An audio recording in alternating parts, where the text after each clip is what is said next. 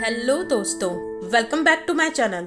आज मैं आपके लिए लेकर आई हूँ 2017 में रिलीज हुई the house next door movie का एक्सप्लेनेशन। इस मूवी की कहानी रियल स्टोरी पर बेस्ड है, तो चलिए सीधे चलते हैं मूवी की तरफ। मूवी की स्टार्टिंग में हम व्यूवर्स को एक कपल से इंट्रोड्यूस कराया जाता है। ये लोग फिलहाल हिमाचल प्रदेश में एक जगह पर रह रहे होते हैं। वाइफ का नाम होता है लक्ष्मी और हस्बैंड का नाम होता है क्रिश। क्रिश एक न्यूरो सर्जन होता है। हॉस्पिटल में डॉक्टर प्रकाश नाम के बंदे से क्रिश की काफी अच्छी बॉन्डिंग होती है और डॉक्टर प्रसाद एक साइकाइट्रिस्ट होते हैं। एक दिन क्रिश और लक्ष्मी के बगल वाले घर में एक नई फैमिली रहने आ जाती है। क्रिश और उन नए नेबर्स में बहुत अच्छी दोस्ती हो जाती है। जेनी जो न्यू नेबर्स की बड़ी बेटी होती है, वो क्रिश को कहीं न कहीं पसंद करने लग गई थी, मगर क्रिश उसको बच्ची समझकर ये सब हरकतें नजरअंदाज कर देता है। मगर लक्ष्मी ये सब समझ जाती है। अब एक दिन नए नेबर्स लक्ष्मी और क्रिश को अपने यहाँ डिनर पे बुलाते हैं। रात को हो रही थी डिनर पार्टी और उस पार्टी के दौरान क्रिश देखता है कि जेनी अपने घर के पीछे बने हुए कुएं में कूद गई है। क्रिश भाग कर जाता है और सारे लोग भी उसके पीछे पीछे वहाँ जाते हैं। वो कुएं में कूदकर जेनी की जान को बचा लेता है। इस इंसिडेंट के बाद क्रिश एकदम शांत हो जाता है और उसे जैसे कोई शॉक लग गया हो। लक्ष्मी आती है और क्रिश को डांटने लगती है। वो कहती है कि तुम ही कुएं में क्यों कूदे, तुमने अपनी जान जोखिम में क्यों डाली। एकदम से क्रिश को होश आता है और वो फोर्सफुली लक्ष्मी को किस करने लगता है और लक्ष्मी के साथ सेक्स करने लगता है। लक्ष्मी को ये अजीब लगता है क्योंकि क्रिश ने इस तरह की हरकत कभी नहीं की थी। उसे ये लगता है कि क्या पता क्रिश उसका गुस्सा कम करने के लिए ऐसे कर रहा हो। आधी रात को जेनी के फादर भागकर क्रिश के पास आते हैं और बताते हैं कि उनकी बेटी को दौरे पड़ रहे हैं। क्रिश एक डॉक्टर होता है, तो वो जेनी को तुरंत जाकर देखता है। इसी तरह कुछ दिन बीत जाते हैं। लक्ष्मी एक दिन अपने नेबर्स को डिनर पर बुलाती है।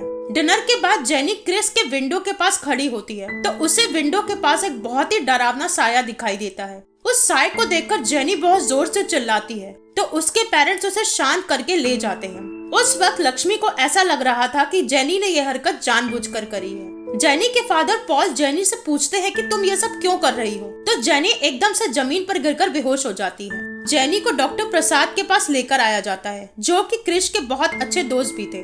डॉक्टर प्रसाद से बातचीत के दौरान जेनी बताती है कि उसको एक औरत का भूत दिखाई देता है, जो कि चाइनीज भाषा में उसे बोलती है कि वो उस घर से चली जाए, और उसे बाथरूम में भी एक और डरावनी आत्मा मिली थी और वो उसे हॉन्ट कर रही है। अब डॉक्टर प्रसाद जेनी से पूछते हैं कि तुमको चाइनीज भाषा कैसे समझ में आती है, जिस पर वो कहती है कि उसने गूगल ट्रांसलेट का यूज किया था। डॉक्टर प्रसाद अब जेनी के साथ उसके घर में आते हैं और उसके रूम में भी जाते हैं। वहाँ पे वो देखते हैं कि जेनी आत्मा, भूत, प्रेत, एग्जॉर्सिज्म से रिलेटेड बुक्स को स्टडी कर रही होती है। अब डॉक्टर प्रसाद कंक्लूजन निकालते हैं कि न्यू हाउस में शिफ्ट होने से जेनी को यहाँ अच्छा नहीं लग रहा था। वो बहुत लोनली फील करने लगी, जिसके चलते उसका भूत प्रेतों की तरफ रुझान हो गया और वो इन सब पर स्टडी करने लगी। इसी सब की वजह से उसके दिमाग में यह बात बैठ गई कि उसके अंदर एक कोई आत्मा आ गई है और जेनी को ठीक करने के लिए वो लोग जेनी पर फेक एक्सोर्सिज्म करेंगे और फिर जेनी को लगेगा कि उसके अंदर से वो आत्मा चली गई है और वो ठीक हो गई है।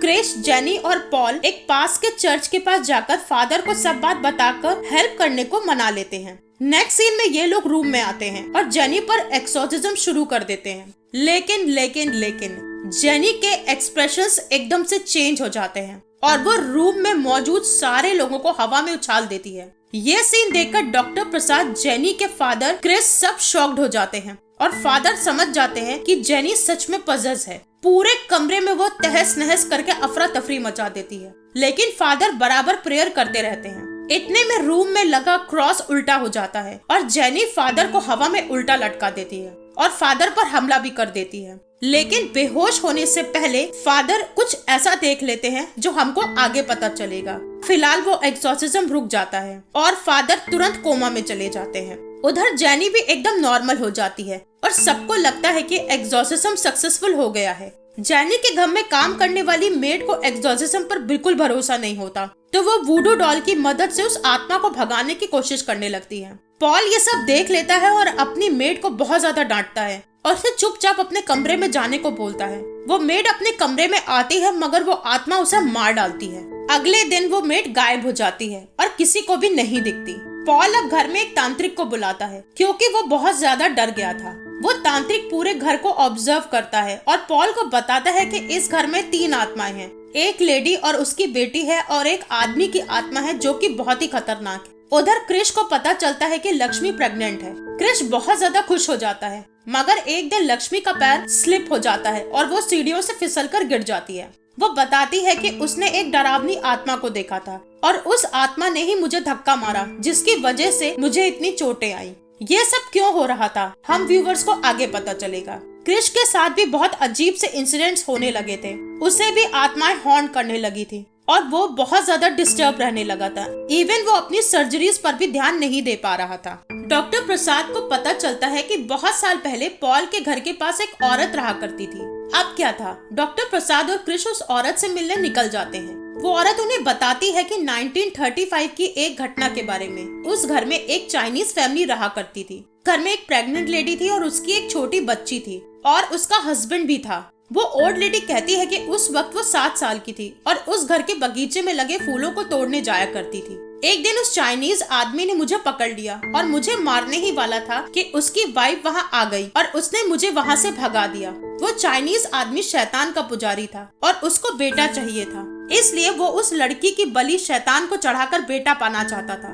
वो चाइनीज आदमी बेटे के लालच में इस कदर पागल हो गया था कि मेरे भाग जाने के बाद वो खुद की बेटी की बलि चढ़ाने चल देता है और अपनी बेटी को मार डालता है। उसकी बीवी अपनी बेटी की मौत से बौखला जाती है और वो गुस्से में आकर अपनी जान ले लेती है और अपने होने वाले बच्चे को भी मार डालती है। वो चाइनीज आदमी बीवी के खुदकुशी करने के कारण से पागल हो जाता है और खुद को कुएं में गिराकर मार डालता है। उधर लक्ष्मी हॉस्पिटल में होती है और वो फादर से मिलने जाती है। फादर को होश भी आ जाता है। अब फादर लक्ष्मी को बताते हैं कि माँ बेटी की आत्मा बुरी नहीं है, वो बस उन लोगों को डरा कर घर से भगाना चाहती थी। बुरी आत्मा तो उस चाइनीज आदमी की है और अब खुलता है असली राज। उस बुरी आत्मा ने क्रिश को पजेस कर लिया था और ये तब हुआ था जब क्रिश जेनी को बचाने के लिए कुएं में कूदा था।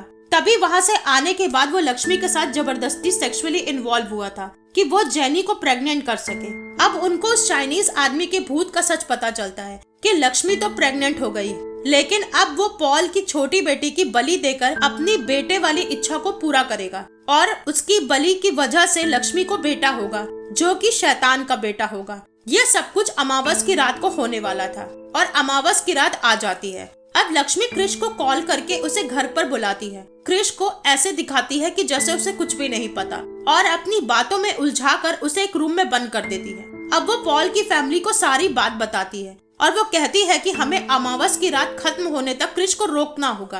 अब डॉक्टर प्रसाद ये डिस्कवर करते हैं कि चाइनीज आदमी और क्रिश की बर्थ डेट सेम होती है। क्रिश अब पूरी तरह से पॉजेस हो गया था और वो डॉक्टर प्रसाद को मार डालता है और रूम का दरवाजा तोड़कर बाहर आ जाता है। वो अब उस छोटी बच्ची सारा को ढूंढ लेता है और उसकी बलि के लिए उसे तैयार करने लगता है। वो रास्ते में आ रहे सभी लोगों को फेंक देता है और हवा में उछाल देता है। इन सब में वो चाइनीज माँ बेटी की आत्मा उस बच्ची को बचाने की कोशिश करती है। लक्ष्मी क्रिश से कहती है कि वो भी उस औरत की तरह जान दे देगी, उस छोटी बच्ची को छोड़ दो। इन्हीं सब के बीच फाइनली अमावस की रात खत्म हो जाती है। वो बुरी आत्मा हार जाती है। वो दोनों माँ बेटी की आत्मा उस चाइनीज आदमी की आत्मा को खींचकर क्रिश की बॉडी से बाहर ले जाती हैं। एकदम से सवेरा हो जाता है और सब कुछ शांत हो गया था।